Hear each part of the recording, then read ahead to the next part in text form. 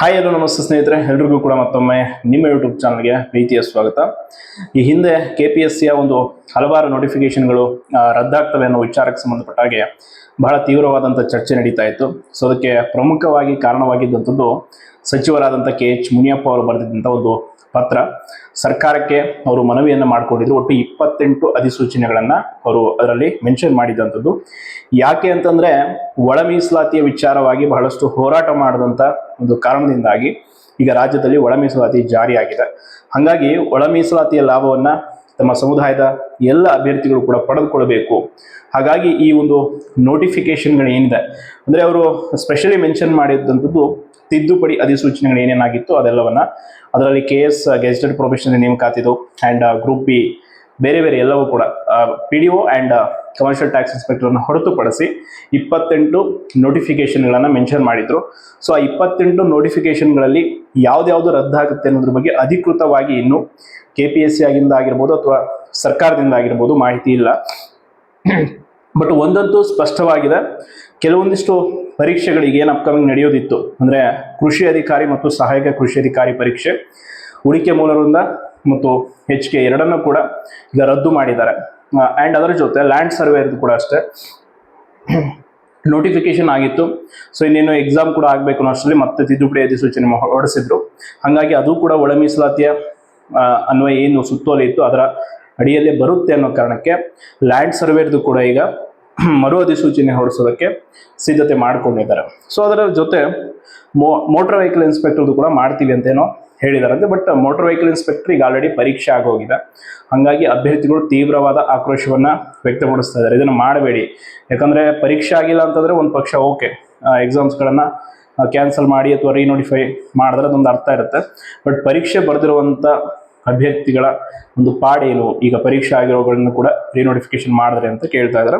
So ಈಗ ನಿನ್ನೆ ಮತ್ತೊಂದು ಪತ್ರಿಕಾ ಪ್ರಕರಣ KPSC ಇಂದ ಬಂದಿದ್ದಂಥದ್ದು ಏನು ಅಂದರೆ 20/9/2024 ನೋಟಿಫಿಕೇಶನ್ ಆಗಿದ್ದಂಥ 86 ಕೃಷಿ ಅಧಿಕಾರಿ ಮತ್ತು 586 ಸಹಾಯಕ ಕೃಷಿ ಅಧಿಕಾರಿ ಹುದ್ದೆಗಳನ್ನು ಒಳಗೊಂಡಂಥ ಅಧಿಸೂಚನೆ, ಇದು 31/12/2024 ತಿದ್ದುಪಡಿ ಅಧಿಸೂಚನೆ ಆಗಿತ್ತು.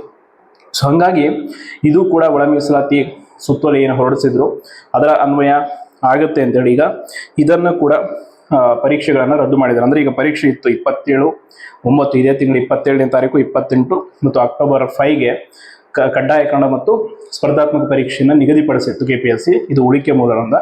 ಸೊ ಇದನ್ನು ಕೂಡ ಈಗ ರದ್ದುಪಡಿಸಿ ಆದೇಶವನ್ನು ಹೊರಡಿಸಿದ್ದಾರೆ. ಅಂದರೆ ಈಗ ಈ ಎಲ್ಲ ರದ್ದುಪಡಿಸಿರುವಂಥ ಪರೀಕ್ಷೆಗಳೇನಿದೆ ಈ ಅಧಿಸೂಚನೆಗಳು, ಸೊ ಇದು ಯಾವಾಗ ಎಕ್ಸಾಮ್ ಆಗುತ್ತೆ ಅಂದರೆ ಫಸ್ಟು ಈಗೇನು ನೋಟಿಫಿಕೇಶನ್ ಆಗೋದಿದೆಯಲ್ಲ ಅದಕ್ಕಿಂತ ಮುಂಚೆಯೇ ಈ ರದ್ದಾಗಿರುವ ಏನು ನೋಟಿಫಿಕೇಶನ್ಸ್ ಇದೆ ಯಾವುದನ್ನು ರದ್ದು ಮಾಡಬೇಕಂತ ನಿರ್ಧಾರ ಮಾಡಿದ್ದಾರೆ. ಸೊ ಅದ್ರದ್ದು ಫಸ್ಟ್ ಎಕ್ಸಾಮ್ ಆಗುತ್ತೆ. ಲೈಕ್ ಲ್ಯಾಂಡ್ ಸರ್ವೇರ್, ಕೃಷಿ ಅಧಿಕಾರಿ, ಇದೆಲ್ಲ ಫಸ್ಟ್ ಮಾಡ್ತಾರೆ, ಆಮೇಲೆ ಹೊಸ ನೋಟಿಫಿಕೇಶನ್. ಹಂಗಾಗಿ ಇದನ್ನು ಕೂಡ ಈಗ ಸ್ಪಷ್ಟವಾಗಿ ಪತ್ರಿಕಾ ಪ್ರಕಟಣೆ ಮೂಲಕ ತಿಳಿಸ್ಬಿಟ್ಟಿದ್ದಾರೆ. ಇನ್ನು ಲ್ಯಾಂಡ್ ಸರ್ವೇರ್ದೊಂದು ಕ್ಲಾರಿಫಿಕೇಶನ್ ಕೊಡಬೇಕಷ್ಟೆ. ಅಂದರೆ ಈಗ ಮುಂಚೆ ಕೂಡ ಕೊಟ್ಟಿದ್ರು, ಒಂದು ಪತ್ರದ ಮೂಲಕ KPSC ಸರ್ಕಾರಕ್ಕೆ ಅಧಿಕೃತವಾದಂಥ ಮಾಹಿತಿಯನ್ನು ಕೇಳಿರುವಂಥದ್ದು ಇತ್ತು. ಬಟ್ ಫೈನಲ್ ಆಗಿ ಅದು ಅಂತಿಮವಾದಂಥ ಮಾಹಿತಿ ಇಲ್ಲ. ಸೊ ಹಾಗಾಗಿ ಎಲ್ಲ ನೋಟಿಫಿಕೇಶನ್ಗಳ ವಿಷಯವಾಗಿ ಇನ್ನೂ ಕೂಡ ಸ್ಪಷ್ಟನೆ ಸಿಗಬೇಕು. ಆ್ಯಂಡ್ KS ಅಂತೂ ಸ್ಪಷ್ಟವಾಗಿದೆ, ಅವರು ರೀನೋಟಿಫಿಕೇಶನ್ ಮಾಡುವಂಥ ಯಾವುದೇ ಸಂಭವಗಳು ಇಲ್ಲ. ಯಾಕಂತಂದರೆ ಸರ್ಕಾರದ ಮಟ್ಟದಲ್ಲಿ ಈ ಒಂದಿಷ್ಟು ಏನು ಕರಪ್ಷನ್ ಮಾಡೋದಕ್ಕೆ ನೋಡಿದ್ದಾರೆ, ಅವರ ಒತ್ತಡ ಅತಿ ಹೆಚ್ಚಾಗಿ ಇದೆ. ಹಾಗಾಗಿ ಅವರು KS ವಿಚಾರದಲ್ಲಿ ಯಾವುದೂ ನಿರ್ಧಾರವನ್ನು ತೆಗೆದುಕೊಳ್ಳಲ್ಲ. ಆ್ಯಂಡ್ ಅದನ್ನು ಹೊರತುಪಡಿಸಿ ಮೋಟರ್ ವೆಹಿಕಲ್ ಇನ್ಸ್ಪೆಕ್ಟರ್ದು ಕೂಡ ರದ್ದಾಗಬಾರದು ಅಂತೇಳಿ ಈಗ ಡಿಮ್ಯಾಂಡ್ ಮಾಡ್ತಾ ಇದ್ದಾರೆ. ಆ್ಯಂಡ್ ಡಿಮ್ಯಾಂಡ್ ಅನ್ನೋಕ್ಕಿಂತ KPSCಯ ಕಾರ್ಯದರ್ಶಿಗಳಿಗೆ ಮನವಿಯನ್ನು ಸಲ್ಲಿಸಿದ್ದಾರೆ ತುಂಬ ಜನ ಅಭ್ಯರ್ಥಿಗಳು. ನೆಕ್ಸ್ಟು ಇನ್ನು ಕೃಷಿ ಅಧಿಕಾರಿ, ಸಹಾಯಕ ಕೃಷಿ ಅಧಿಕಾರಿ ಇದೊಂದು ಮತ್ತು ಲ್ಯಾಂಡ್ ಸರ್ವೇರ್ ಎರಡು ಕೂಡ ಬೇಗ ಪರೀಕ್ಷೆಗಳನ್ನ ಮಾಡಬೇಕು. ಇಲ್ಲದೆ ಹೊರತು ಮತ್ತೆ ಇದನ್ನು ಕೂಡ ಡಿಲೇ ಮಾಡಿದ್ರೆ ಅಭ್ಯರ್ಥಿಗಳಿಗೆ ಯಾವುದೋ ಹೊಸ ನೋಟಿಫಿಕೇಶನ್ ಇಲ್ಲ, ಇದು ಕೂಡ ಸಮಸ್ಯೆ ಆಗುತ್ತೆ. ಆ್ಯಂಡ್ KPSCಯ ಈ ಮಂದಗತಿಯ ಏನಿದೆ ಪ್ರೊಸೆಸ್ ಮಾಡ್ತಾರೆ.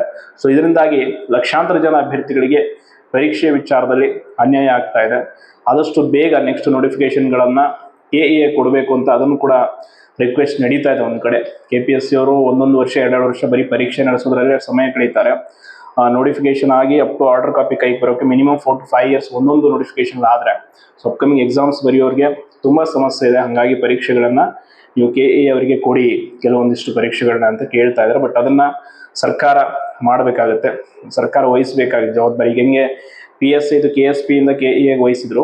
ಆ ರೀತಿ ಏನಾದರೂ ಒಂದು ನಿರ್ದಿಷ್ಟ ಕಾರಣವನ್ನು ಕೊಡಬೇಕಾಗುತ್ತೆ. ಸುಮ್ಮನೆ ನೀಡೋದಕ್ಕೂ ಕೂಡ ಬರಲ್ಲ. ಹಂಗಾಗಿ ಅದು ಏನಾಗುತ್ತೆ ಅನ್ನೋದು ಕಾದು ನೋಡೋಣ. ಒಟ್ಟಾರೆಯಾಗಿ ಇಷ್ಟಂತೂ KPSCಯ ರದ್ದು ಅಧಿಸೂಚನೆಗಳು ಏನಿದೆ, ನೋಟಿಫಿಕೇಶನ್ ರದ್ದು ಮಾಡ್ತಾರೆ ಅನ್ನೋ ವಿಷಯಕ್ಕೆ ಸಂಬಂಧಪಟ್ಟ ಹಾಗೆ ಮಾಹಿತಿ ಇದೆ. ಇನ್ನು ಹೆಚ್ಚಿನ ಮಾಹಿತಿ ಏನಾದರೂ ಸಿಕ್ಕರೆ ಖಂಡಿತವಾಗಿ ತಿಳಿಸ್ತೀನಿ ಅಂತ ಹೇಳ್ತಾ ಧನ್ಯವಾದಗಳು.